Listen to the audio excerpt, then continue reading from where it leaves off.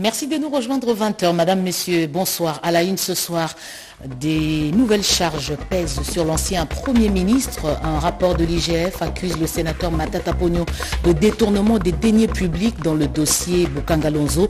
Le bureau du Sénat a auditionné les procureurs près la Cour constitutionnelle venus solliciter la levée des immunités.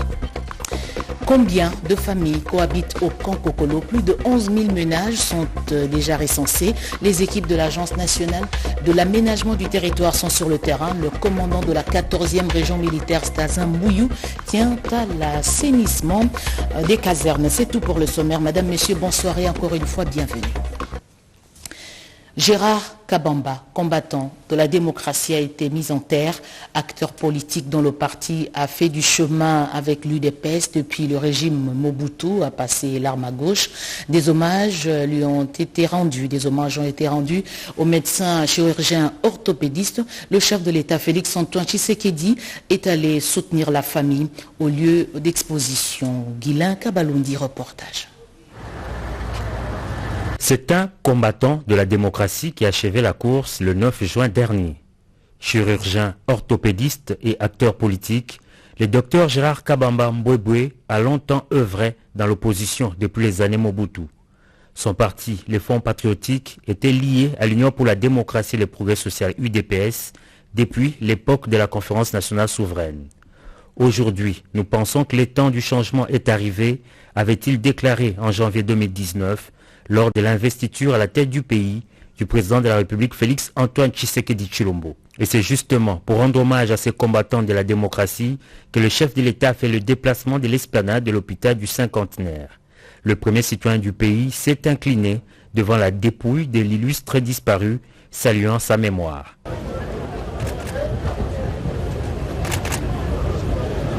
Quelques mots de réconfort ont été par la suite adressés à la famille éplorée. Dans l'assistance, on pouvait remarquer des visages de quelques acteurs politiques et du monde scientifique. Les oraisons funèbres et les témoignages sur cet ancien compagnon d'Étienne Tshisekedi sont unanimes. Né le 25 mars 1950 à Likasi, le docteur Gérard Kabamba laisse derrière lui 2 sœurs et 6 frères, une veuve, plusieurs enfants et petits-enfants. Spécialiste en chirurgie générale, chef de la salle des urgences chirurgicales à l'hôpital général de référence de Kinshasa, le docteur Kabamba était président du conseil urbain de l'ordre de médecins, ville de Kinshasa, entre 1983 et 1989. Course achevée, ce sera désormais au cimetière Nécropole entre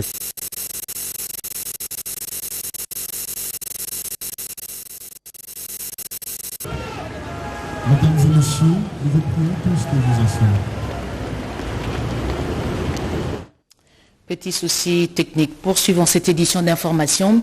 Poursuite de l'opération d'identification des ménages au camp Kokolo. Le commandant de la 14e région militaire tient à la maîtrise des effectifs et à l'amélioration des conditions de vie des militaires et de leurs familles. Alors qu'il est, plus de 11 000 familles sont répertoriées. Edith Chalakatala, Jules Mpiana.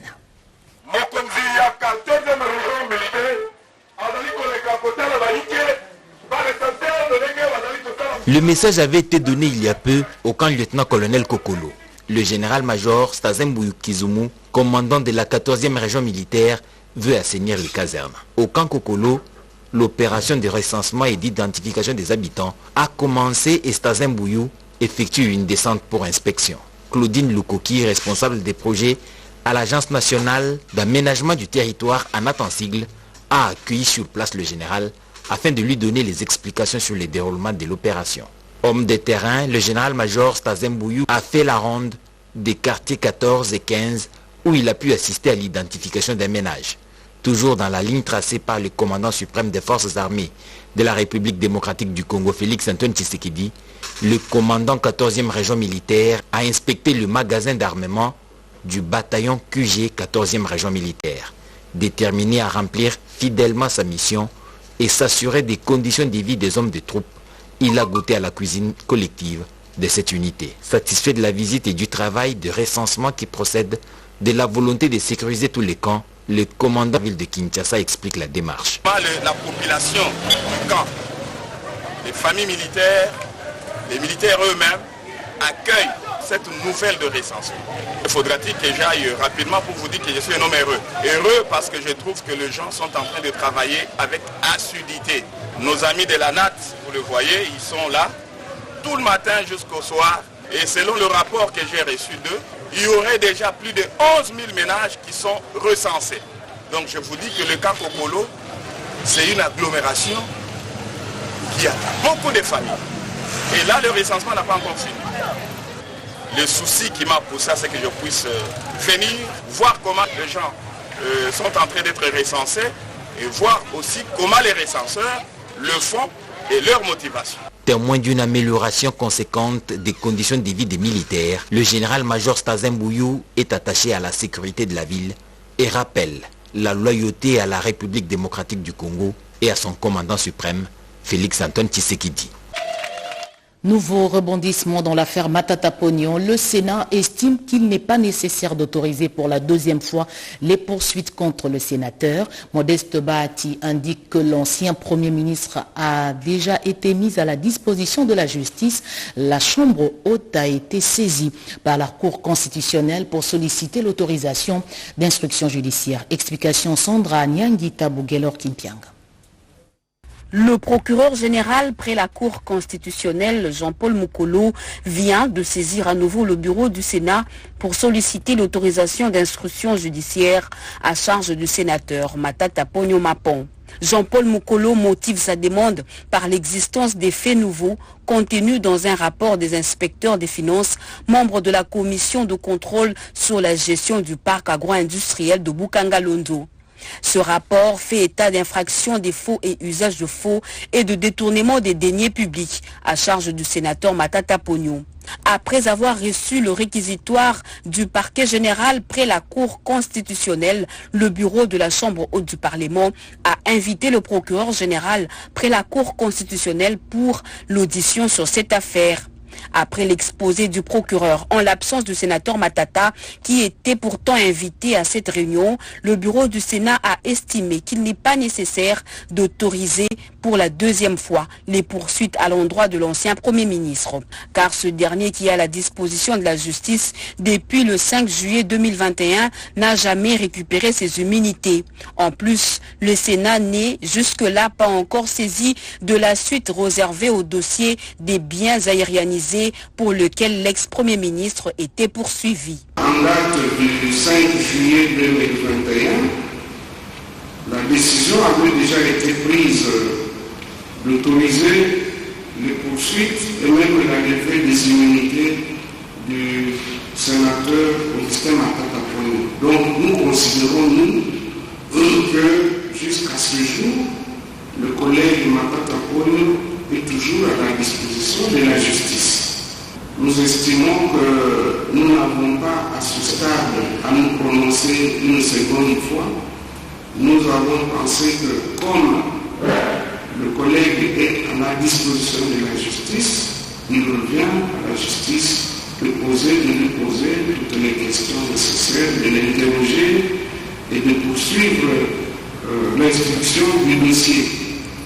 Donc, même si le collègue était là, aujourd'hui, il n'est pas été question de dire que nous réautorisons. Non, pour nous, il n'a pas encore recouvré les immunités.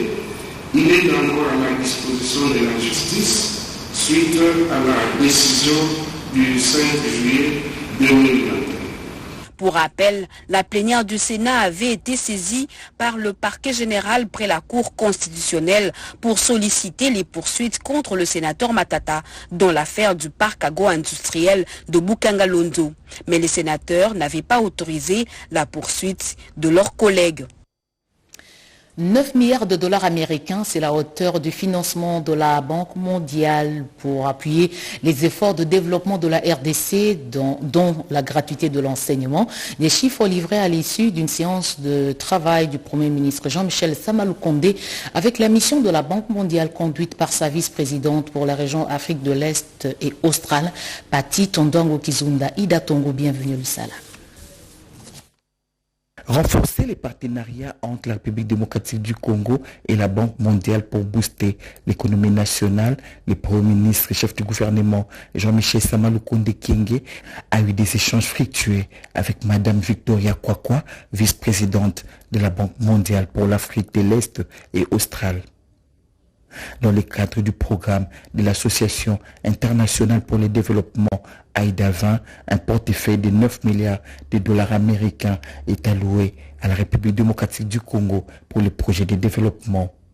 La RDC est donc appelée à accélérer la mise en œuvre de projets pour lesquels ces ressources ont été allouées, notamment le financement de la gratuité de l'enseignement pour en bénéficier pleinement, a laissé entendre la représentante de la Banque mondiale en mission au pays de Félix-Antoine Tshisekedi Tshilombo. Pour qu'ensemble, on puisse pousser davantage le développement du pays, pour qu'on puisse avoir beaucoup plus de résultats à travers le projet que nous sommes en train de travailler là-dessus. Alors c'est juste pour trouver des moyens, discuter des autres moyens pour être beaucoup plus efficace et avoir beaucoup plus d'impact dans le projet que nous sommes en train d'exécuter. Et nous devons naturellement avoir décaissé ces ressources avant la fin du cycle IDA, sinon d'autres pays peuvent effectivement les réclamer. Les ressources sont affectées pour financer le développement de la RDC. Et nous devons accélérer la mise en œuvre des projets pour lesquels ces ressources ont été allouées. Et nous espérons effectivement accélérer cette mise en œuvre pour que d'autres pays qui en sont demandeurs et qui exécutent plus vite ne les réclament pas. AIDA est une institution de la Banque mondiale et l'une des principales sources d'aide pour les 74 pays les plus pauvres au monde, dont 39 se trouvent en Afrique. Fondée en 1960, elle accorde des dons et prêts à taux faible ou nul pour financer les projets visant à stimuler la croissance économique, à réduire la pauvreté et à améliorer les conditions de vie des plus démunis. Plan de transition de la MONUSCO. Pour Bintou Keïta, il faudrait plutôt parler d'un plan de transition conjoint entre gouvernement, les Nations Unies et la MONUSCO. La numéro 1 de la mission des Nations Unies au Congo a marqué cette insistance hier au cours du briefing co-animé avec le ministre de la Communication Patrick Mouyaye. On les écoute. Messieurs de la presse, heureux de vous retrouver à nouveau dans ces cadres d'exercice de redevabilité. Pour faire le point ce soir d'un processus dont on parle plusieurs fois, on en a parlé plusieurs fois depuis plusieurs mois. Vous avez suivi qu'il y a quelques jours encore séjourné à Kinshasa M. Jean-Pierre Lacroix, qui était en Ituri, qui était dans le Nord Kivu, qui était à Kinshasa pour discuter avec les autorités sur le plan, la mise en œuvre du plan de transition de la MONUSCO et le rôle qui est attendu de la MONUSCO dans le cadre des différents processus régionaux, les processus de Luanda ou le processus de Nairobi. À travers cet exercice, nous voulons refaire le point des discussions que les deux parties ont eues, notamment après la sortie des résolutions 2666 en fin d'année dernière, qui prévoyait le retrait de la MONUSCO, mais que le gouvernement a voulu axer sur 4 jalons principaux sur lesquels nous travaillons, à savoir la réduction sensible des menaces liées aux groupes armés grâce à une approche globale, le renforcement de la capacité à répondre aux menaces de protection des civils et résoudre efficacement les conflits interethniques, la mise en œuvre du plan opérationnel du programme des désarmements, démobilisation, relèvement communautaire et stabilisation, et 4, enfin, l'organisation d'élections crédibles, transparentes, inclusives, pacifiques, tenues dans les délais constitutionnels. Madame la représentante, je vous remercie de vous prêter à cet exercice de redevabilité. Vous avez donc la parole, Madame la représentante. Dans les éléments qui sont importants de communiquer à tout le monde, c'est le fait qu'on parle de transition de la MONUSCO, mais en réalité, on devrait parler d'un plan de transition conjoint, et j'insiste sur le conjoint, entre le gouvernement de la République démocratique du Congo et les Nations Unies, y compris la MONUSCO. Je pense que ces 3 éléments, c'est important de bien les comprendre. Et il y a aussi le fait qu'on parle souvent de transition de la MONUSCO comme le départ de la MONUSCO. Et donc je crois que c'est important aussi de montrer que depuis la demande du chef de l'État le 1er août 2022, qui a été repris par le gouvernement le 15 novembre 2022 à Kinshasa, ensuite par le vice-premier ministre, ministre des Affaires étrangères à New York le 7 décembre 2022. Ensuite, dans une réunion ici même à Kinshasa de nouveau, le 6 janvier 2023, sous la présidence du chef de l'État et plusieurs ministres, nous sommes dans un dialogue avec les autorités congolaises et un dialogue que je considère tout à fait positif dans le sens où nous voyons ensemble ce qu'il est nécessaire de faire pour répondre à la demande qui est celle d'une transition accélérée de la MONUSCO. Concours de journalisme de la SADC, la 28e réunion du comité régional a été lancée aujourd'hui par le ministre de la Communication Patrick Mouyaya. Ces échanges ont pour but de réfléchir sur le rôle que jouent les médias dans la promotion et l'intégration de la sous-région. Reportage de Gaëtan Magalano. Cette réunion a comme objectif de récompenser l'excellence dans le journalisme écrit, photographique, télévisuel et radiophonique et permet de choisir ainsi que de récompenser le meilleur dossier, ce qui promet l'intégration régionale et de ces faits d'encourager le journaliste à couvrir davantage le programme et activités de la SADC. La présente réunion constitue pour les professionnels de médias une opportunité exceptionnelle de réfléchir aux rôles indissociables que jouent les médias dans la promotion et l'approfondissement de l'intégration régionale de la SADC, de la coopération et du développement socio-économique dans la région et de connaître leur apport. La RDC ayant la présidence de cette organisation sous-régionale tient à la réussite de ces concours. Le président de cette réunion a informé au cours de cet atelier que les participants ont mené de discussions animées sur la meilleure façon de renforcer collectivement la communication, la sensibilisation et la visibilité de la SADC dans la région et dans le reste du monde. Je suis ravi de constater que les participants ont fait preuve d'une volonté et d'un engagement collectif pour favoriser la mise en œuvre du programme d'intégration régionale de la SADC, y compris en intensifiant les activités de sensibilisation et de promotion autour du concours de journalisme de la SADC à l'échelle régionale et nationale.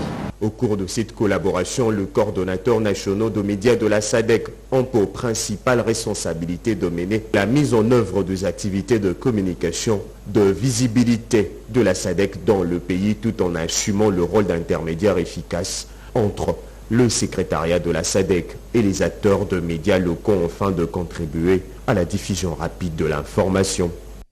On reste dans la région de la SADC. Kinshasa accueille les hauts fonctionnaires des pays membres de cette organisation et ont en charge les questions d'éducation, de l'innovation et de la technologie. Reportage d'Yvette Makuntima et Dichala. Mardi 20 juin 2023, il s'est ouvert à Kinshasa la réunion des hauts fonctionnaires de la SADC en charge de l'éducation et la formation, la science, la technologie ainsi que l'innovation. Et ce, en présence de la secrétaire exécutive adjointe de la SADC, Angèle Makombo. Travaux ouverts par les secrétaires permanents de la SADC FST, RDC, Ilosio, Imonano Pacifique, au fleuve Congo Hôtel.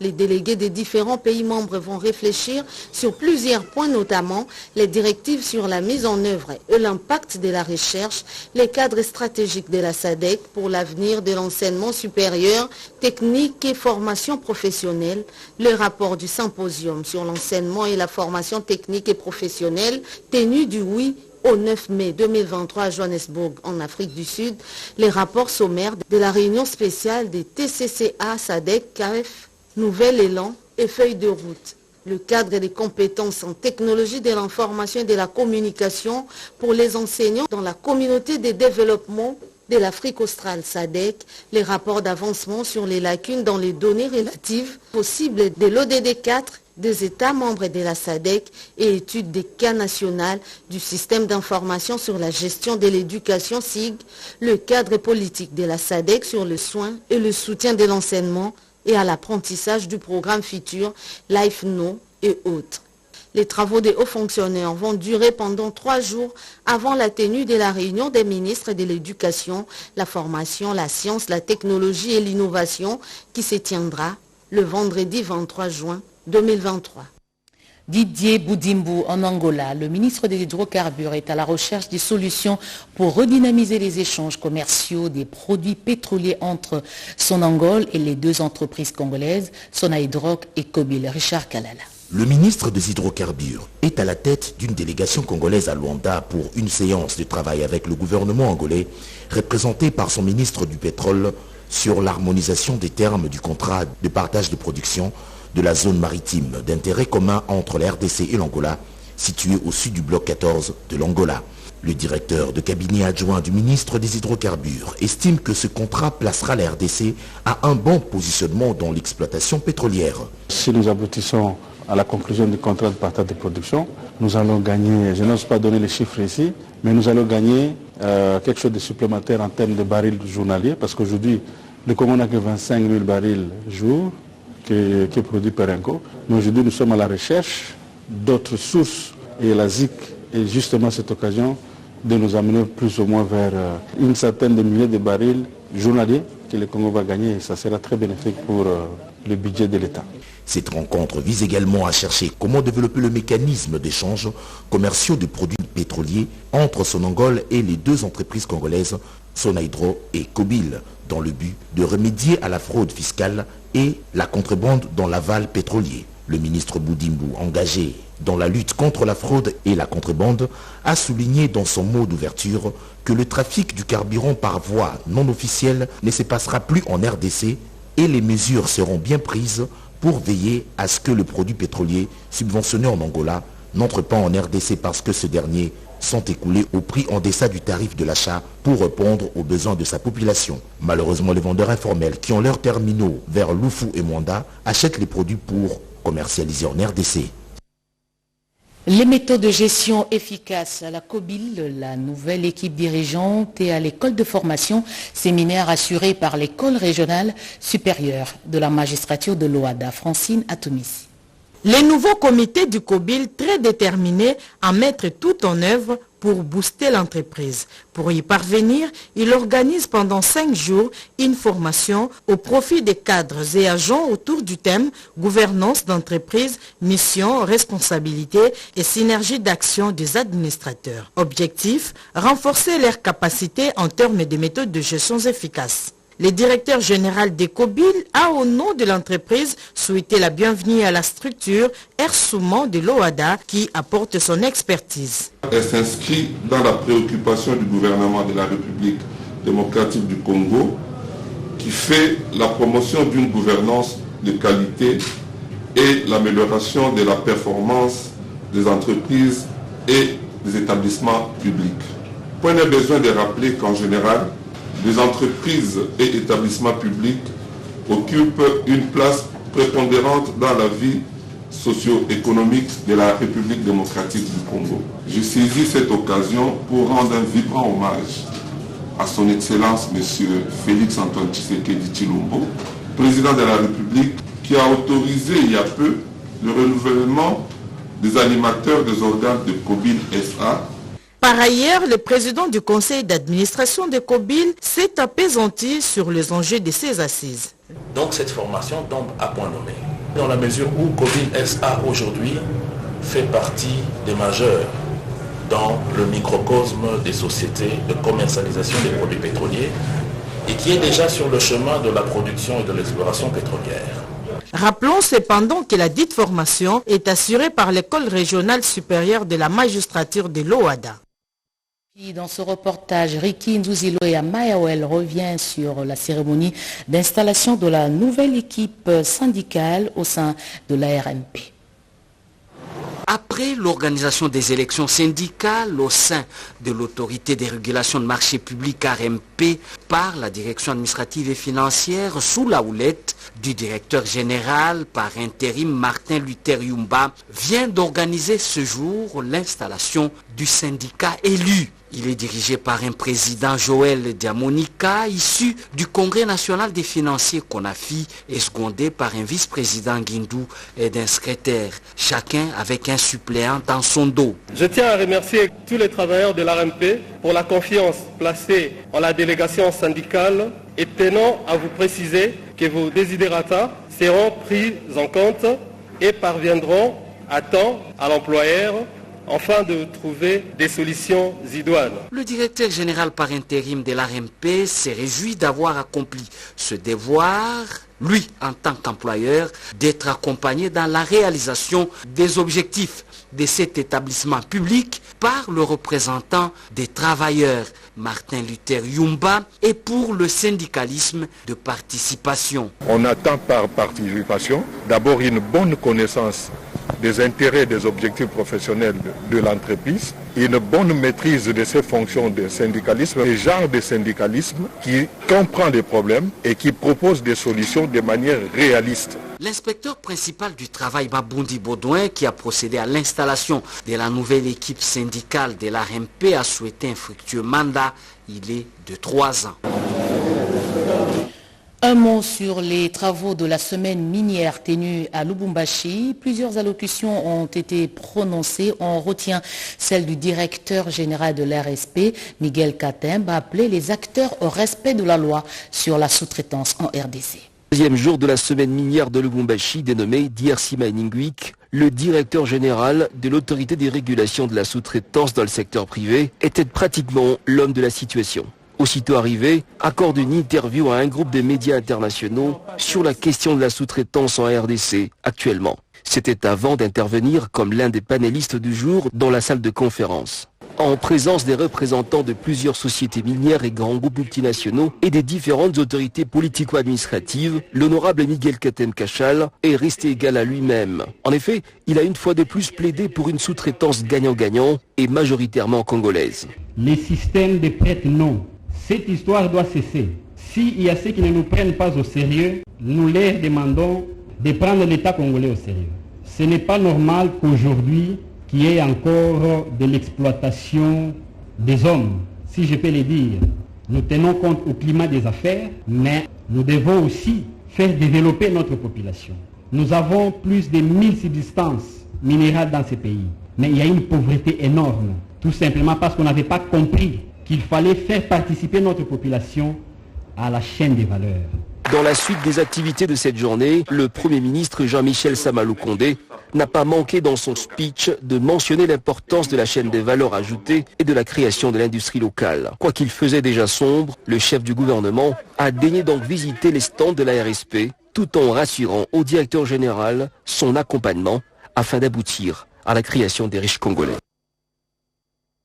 Politique, Augustin Kabouya, secrétaire général du parti présidentiel, revient de Niamey. Sur place, il a participé aux travaux organisés dans le cadre de l'Internationale socialiste. Alain Bikaï pour des précisions. Des retours d'une mission accomplie dans le cadre de l'Internationale socialiste au Niger, le premier vice-président de cette organisation politique internationale et secrétaire général de l'IDPS a regagné Kinshasa le mardi dernier. Au bas de la passerelle, un comité restreint d'accueil composé des cadres du parti. En dehors de l'aéroport international d'Ndjili, Augustin Kabouya a été surpris par la mobilisation tous azimuts des cadres et combattants qui tenaient à immortaliser ces moments. Après, c'était une longue procession vers le siège du parti à Limete.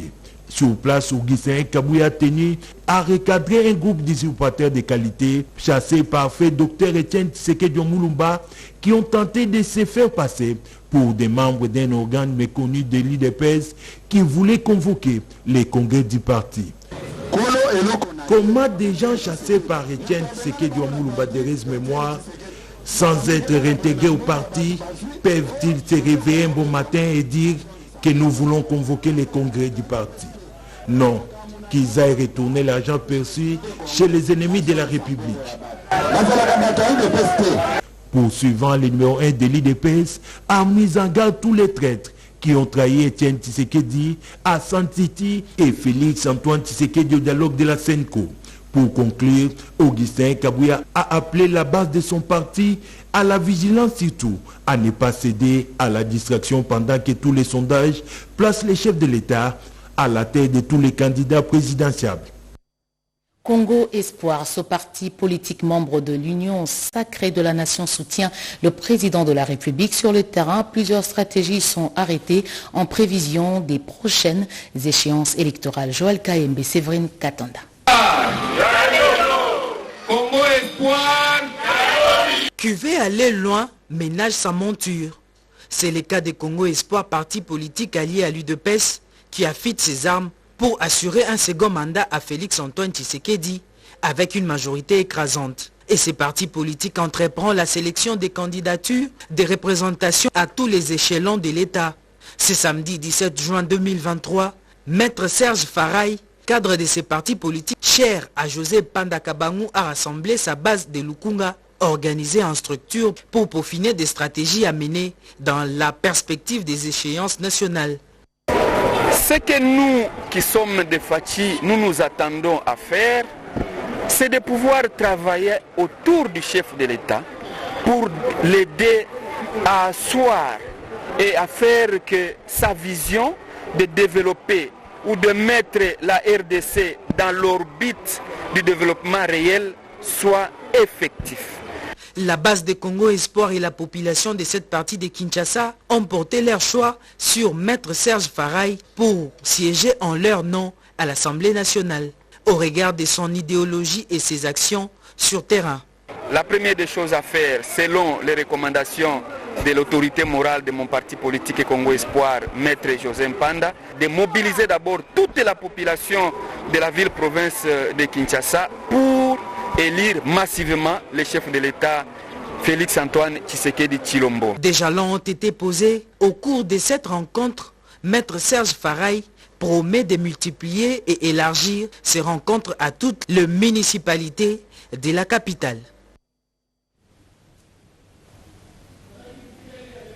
Africain, dans la République démocratique du Congo, la crise qui concerne beaucoup plus le maïs, la farine, cette crise va s'accentuer dans les semaines, voire les mois qui vont suivre. Qu'est-ce qui explique cela? Comment anticiper sur cette situation? Nous allons en parler justement dans ce journal avec notre invité, Monsieur Boni Banseka. Bonsoir. Bonsoir madame. Bonsoir. Alors, vous êtes directeur général de BK General Dilas, c'est bien cela votre entreprise? Oui. Alors, vous êtes congolais, mais vous avez fait des preuves dans un pays africain, pour ne pas le citer, la Zambie. C'est là que vous avez mis votre savoir-faire dans le domaine de l'agro-industrie. C'est bien cela? Si, je confirme. Alors donc, comment cette question se pose? Vous évoluez dans ce domaine et vous regardez comment ce qui se passe dans votre propre pays. Au fait, ce n'est pas toutes les années que nous subissons les crises comme nous les vivons aujourd'hui, mais il y a des fois, ça arrive lorsqu'il y a de mauvaises pluies réussies, un retard dans la distribution d'engrais chimiques. C'est ça même la raison pour laquelle, ce qui cause la pénurie des fois. Voilà, mais vous annoncez qu'il y a un pic qui va encore frapper, secouer ces provinces. Je vais citer le Kasaï, le Haut-Katanga. Pourquoi? Au fait, les provinces du Kasaï n'ont pas la frontière avec la Zambie directement, mais c'est suite à une abondance sur l'espace Katanga que les Kasaïens se retrouvent des fois, généralement. Alors, comme cette année, la Zambie a augmenté elle-même les prix qu'elle a toujours offert à ses agriculteurs de plus de 50%. Ça a créé une spéculation selon laquelle les privés aussi ont emboîté les pas en dépassant les prix fixés par les gouvernements. Là, c'est la solution à court terme. À court terme, oui. Oui, à moyen terme? À moyen terme, nous devons préparer notre population à une production conséquente. Donc, c'est-à-dire distribuer les engrais chimiques aux fermiers et essayer un tout petit peu de les accompagner pendant la période de culture avec c'est-à-dire des techniques appropriées actuelles. Mais tout cela a déjà été tenté dans ce pays. Ce n'est pas de l'innovation. Si, bon, ça a été tenté, mais de quelle manière? Donc, moi qui vous dis, si par exemple ça fonctionne du côté de la Zambie, pourquoi ça ne réussirait pas ici? Pourquoi ça ne réussirait pas au Congo? Donc, je connais ce qui a été mis en pratique pendant une certaine période, c'était que le gouvernement prenait les engrais chimiques, les distribuait aussi. Mais ce n'est pas tout l'espace congolais qui était couvert de cette politique-là. Donc, au fait, la distribution n'était pas vraiment très parfaite. Le jour où elle sera parfaite, les bénéficiaires, si réellement ce sont les fermiers qui vont utiliser les entrants pour la culture, donc tout ça prendra fin. Il y aura quand même une production qui va soulager le consommateur. On termine par la troisième solution. Vous avez dit à long terme, qu'est-ce qu'il faut faire?